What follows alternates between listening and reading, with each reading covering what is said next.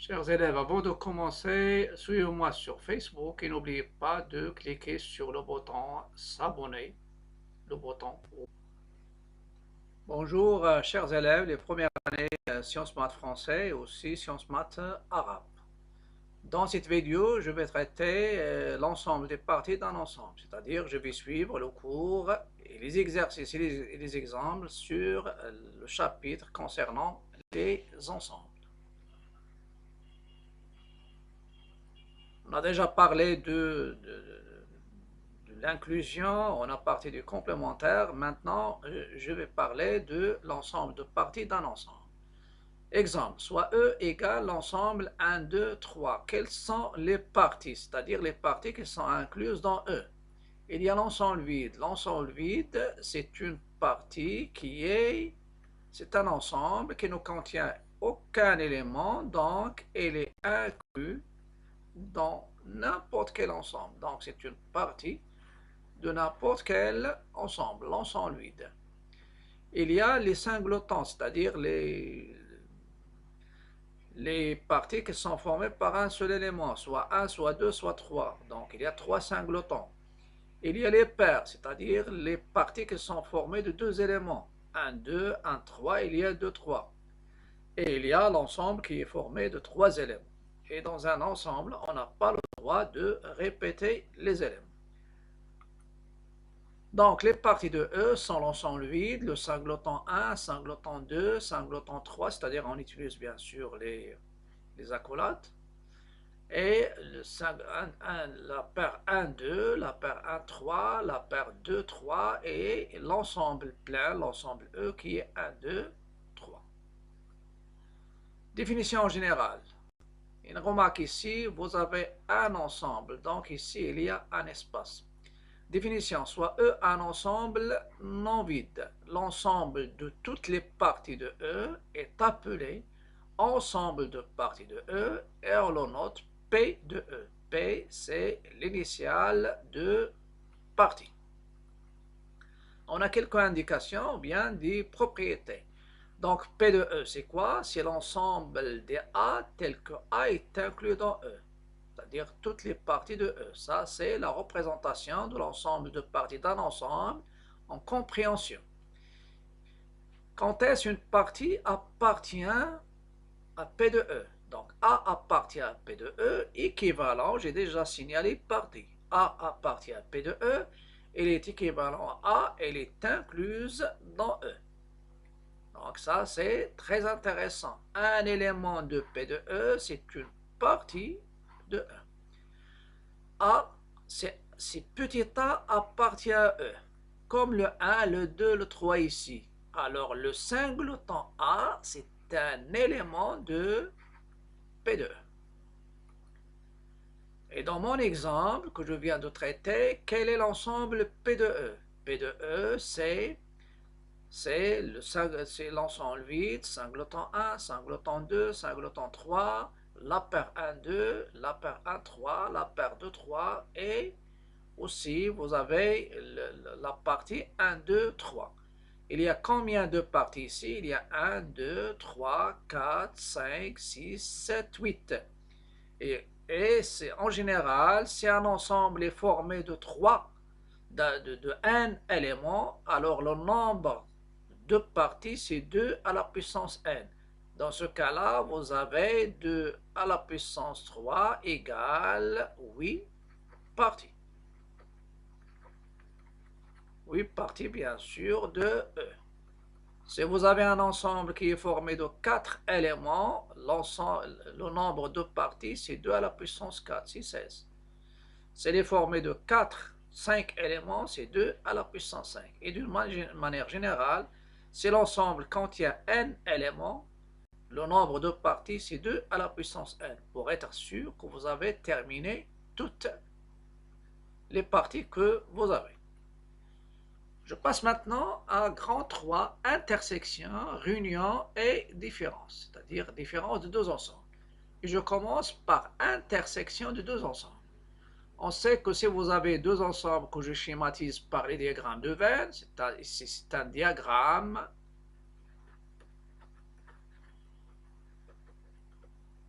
C'est un diagramme de veine. Ce sont les diagrammes. C'est un diagramme. Voilà. Un diagramme de veine. Les diagrammes de veine, c'est quoi? Ce sont des schémas. Ils schématisent les ensembles. Vous avez la partie en bleu, sur le contour en bleu, et ce qui est à l'intérieur aussi, c'est l'ensemble A. Ici, il y a B, violet. Et l'intersection, c'est quoi? C'est cette partie. C'est ça, l'intersection. L'intersection, et c'est ça, A inter B. C'est l'ensemble des éléments qui sont communs entre A et B. Intersection de deux ensembles. Donc, l'intersection est une partie, bien sûr, de A est une partie de B, et il est formé par tous les éléments communs entre les deux ensembles. Je donne une définition maintenant, la définition de l'intersection. Voilà, ça c'est A inter B. Voilà. Définition, soit A et B, deux parties d'un ensemble. Toujours ici, il y a le problème d'espace d'un ensemble E, l'intersection. Donc, je vais, l'intersection de A et B est l'ensemble formé par les éléments qui appartiennent en même temps à A, et vous avez la conjonction, il y a la conjonction ET et AB. Ça veut dire X appartient à A inter B, équivalent X appartient à A et X appartient à B. Et je sais que la conjonction est vraie, c'est les deux propositions sont vraies. Et quelle est la notation de l'intersection? C'est A, et je fais bien sûr ça, c'est le symbole d'intersection. A inter B. Donc A inter B, c'est quoi? En compréhension. C'est l'ensemble des X de E, parce que A et B, ce sont des parties de E, donc l'intersection, c'est aussi une partie de E. Donc A inter B, c'est quoi? C'est l'ensemble des X de E, tel que X appartient à A et X appartient à B. J'insiste sur le ET. Quand est-ce un élément appartient à l'intersection? X appartient à A inter B, équivalent. Un élément, s'il appartient à l'intersection, forcément, il appartient à A, il appartient à B. Donc, X appartient à l'intersection, équivalent, X appartient à A et X appartient à B. Je vais donner quelques exemples. On a déjà parlé de l'ensemble R. Les ensembles qui sont contenus dans l'ensemble R, il y a N est inclus dans Z, et l'ensemble Z est inclus dans l'ensemble Q, et Q est inclus dans Q, il est inclus dans R. Si je fais l'intersection de R avec N, c'est-à-dire les entiers naturels qui sont dans R. Toutes les entiers, normalement l'ensemble R, elle est formée par les entiers naturels et les autres. Donc l'intersection, c'est l'ensemble N.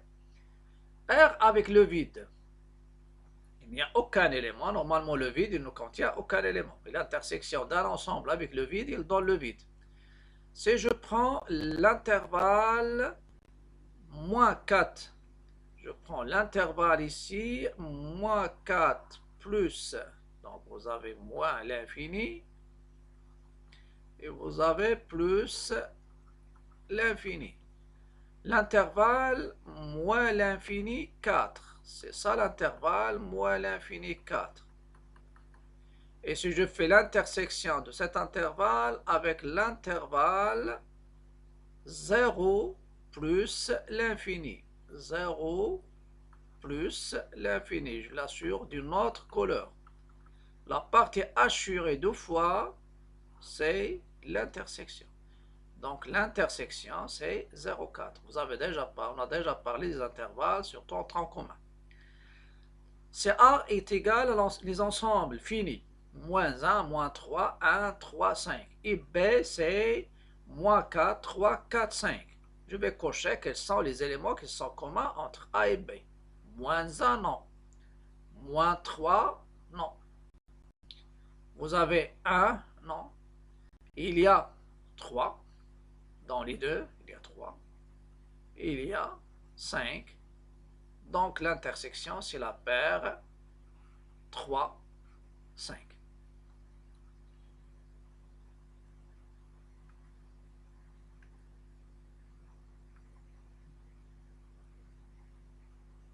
Voilà, 3, 5. Donc ça, c'est l'intersection, bien sûr, des deux ensembles. Je vais traiter maintenant un exercice. On donne les ensembles. A, c'est l'ensemble des entiers relatifs,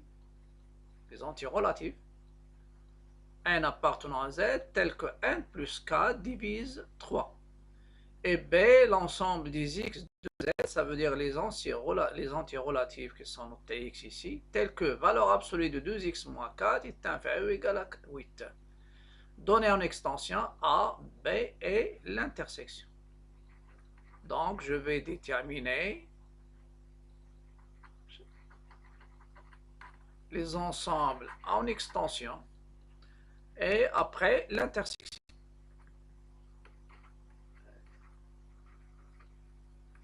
Déterminant A et B en extension. En extension.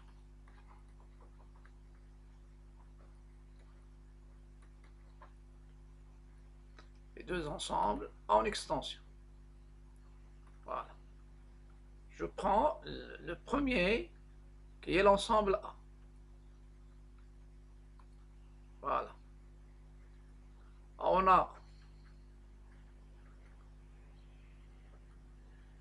A, elle est formée des entiers relatifs n. Voilà. On a n appartient à A, équivalent. Pour avoir l'égalité, il faut avoir l'équivalence. S'il y a uniquement une seule implication, vous avez une seule inclusion. Si l'implication est directe, il nous donne cette partie A est incluse dans la dernière. Et si vous avez la réciproque, c'est la dernière partie qui est incluse dans la première. Donc n appartient à z et n plus 4 divise 3. On peut adopter cette écriture. Divise. On a déjà parlé de divise 3. Divise 3 dans z. Donc n appartient à z et n plus 4 est égal. Quels sont les diviseurs dans z? Vous avez les diviseurs de 3, ce sont 1 et 3. Mais vous êtes dans z, donc n plus 4, il appartient à l'ensemble qui est égal, c'est il y a moins 1, il y a moins 3 normalement, ou bien je peux les écrire autrement. Pour bien expliquer, et n plus 4, il est égal à 1 ou moins 1, il est égal à moins 1 ou 3 ou moins 3, mais ce n'est pas normalement logique ici, c'est-à-dire l'écriture. C'est pourquoi je vais adopter les ensembles. Une écriture avec les ensembles. Donc je peux écrire n plus 4 appartient. Vous avez les diviseurs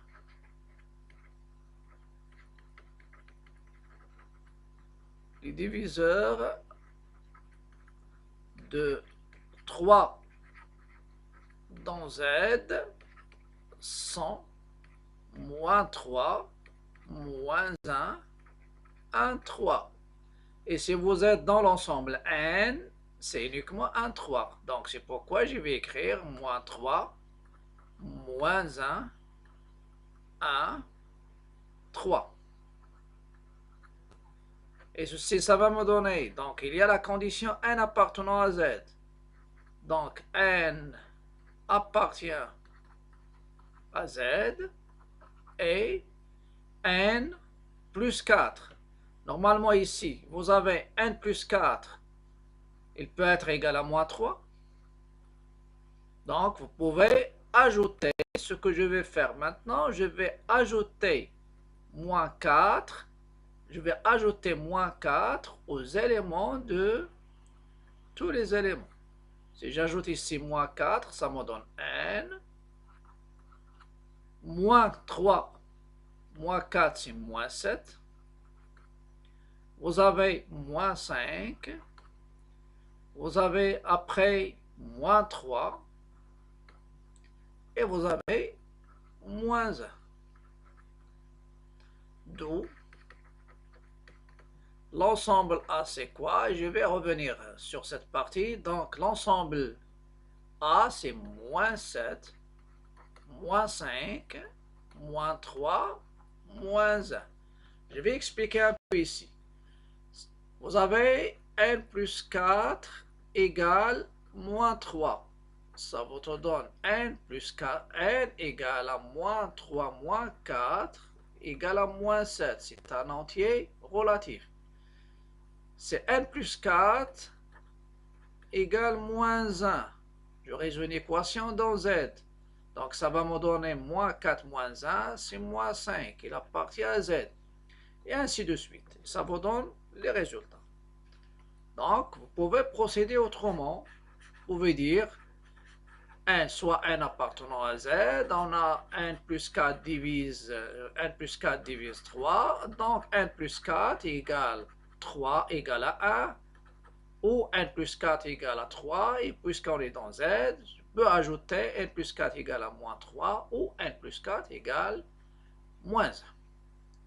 Maintenant, je passe à l'ensemble B. Pour l'ensemble B. L'ensemble B, normalement, c'est l'ensemble aussi formé par des entiers relatifs qui vérifient une propriété. Vous avez x appartenant à B, équivalent x, il appartient à Z, et vous pouvez remarquer que j'utilise la valeur absolue, c'est-à-dire les propriétés. Les valeurs absolues de, pardon, ici, il faut faire attention, il n'y a pas d'accolade ici. Il n'y a pas d'accolade, c'est la valeur absolue de 2x moins 4, valeur absolue de 2x moins 4, inférieur ou égal 2x moins 4, inférieur ou égal à 8. Voilà. Ceci, il vous donne x, c'est un entier relatif, et vous avez un encadrement. 2x moins 4 est encadré entre 8 et moins 8. J'ai déjà dit que si vous avez valeur absolue de x inférieure à r et r supérieur ou égal à 0, ceci est équivalent à un encadrement. X est encadré entre moins r et r. Et si vous avez strict, l'encadrement, ça sera strict. Et je vais chercher un encadrement des antirelatifs. Donc, je vais ajouter 3 membres 4. Ça va me donner ici plus 4, donc ça donne 8 plus 4. Ici, moins 8 plus 4. C'est l'ensemble des x de Z et 2x, ça sera compris entre 12 d'une masse supérieure et moins 4. Finalement, c'est l'ensemble des x de Z qui sont compris entre, je multiplie les 3 membres par 1 sur 2. Donc, le B, l'ensemble B, c'est quoi? C'est tous les entiers relatifs qui sont entre moins 2, il y a moins 2, y compris, moins 3, il y a moins 2, pardon, c'est pas moins 3, moins 2, moins 1, on va faire un axe, moins 1, 0, 1, 2, 3, 4, 5 et 6. Parce que c'est large. L'intersection maintenant. Inter B, c'est quoi? On va essayer de voir l'intersection. Vous avez A moins 7, il n'appartient pas. Donc vous avez moins 7, moins 7. Donc, je vais essayer d'écrire A ici.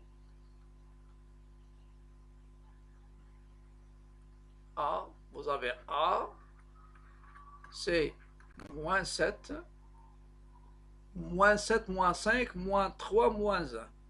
Moins 7, moins 5, moins 3, moins 1. Et je vais m'assurer de A. Donc, vous avez déjà ici, lorsque j'ajoute, ça donne moins 7, moins 1, ça donne moins 5. Et vous avez, après, il y a A avec moins 4, ça donne moins 3. Et 3 avec moins 4, c'est moins 1. Donc, moins 3, moins 1. Moins 3, et vous avez moins 1. Il n'y a pas de 5. Donc, l'intersection, c'est quoi? Il y a uniquement un seul élément. C'est l'élément moins 1. Donc, c'est le singleton moins 1. Je vais l'écrire de la même couleur. C'est le singleton moins 1.